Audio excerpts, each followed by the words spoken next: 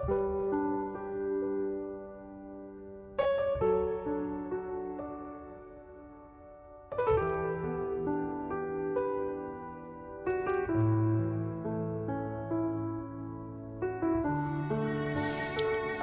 yang dimaksud bernama Abdullah bin Umar bin Shuraih. Dia buta sejak lahir dan orang-orang memanggilnya Abdullah bin Umi Maktum. Meskipun dia buta, dia tetap rajin menimba ilmu tentang Islam dan bahkan selalu pergi ke masjid setiap hari untuk sholat berjamaah. Suatu hari, Abdullah datang kepada Rasulullah meminta izin tidak bisa pergi sholat berjamaah karena tidak ada yang menuntunnya ke masjid. Abdullah berkata, "Wahai Rasulullah, bolehkah aku meminta keringanan untuk tidak mengikuti jamaah sholat subuh?"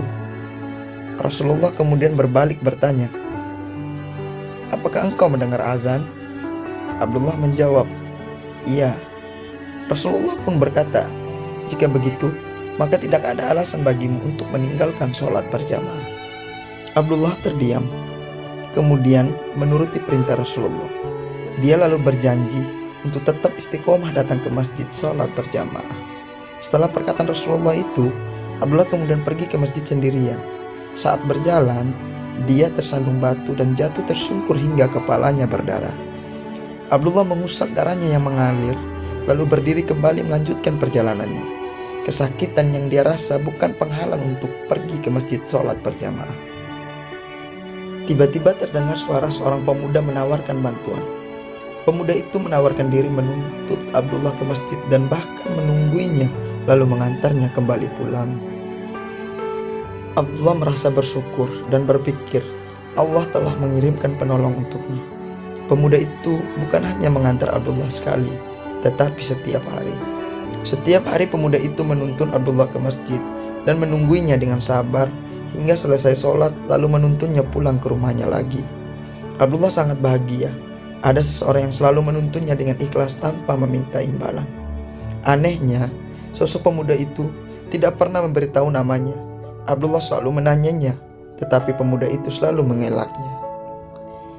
Hingga suatu hari, Abdullah bersikeras ingin mengetahui nama si pemuda itu. Dia mengatakan tidak ingin dituntun lagi jika tidak diberitahu namanya.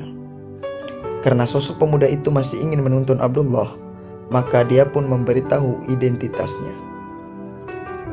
"Baiklah, aku katakan siapa aku.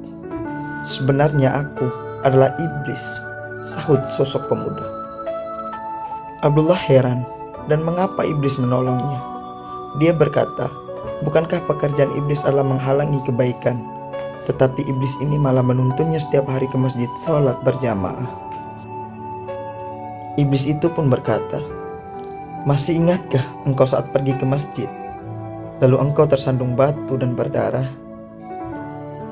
Aku mendengar malaikat mengatakan bahwa separuh dosamu telah diampuni karena hal itu. Aku tidak mau engkau terjatuh lagi hingga habislah dosamu diampuni semuanya." Abdullah tercengang. Ternyata sosok pemuda yang dikira baik hati adalah iblis yang tidak rela jika dosa-dosanya diampuni semuanya oleh Allah.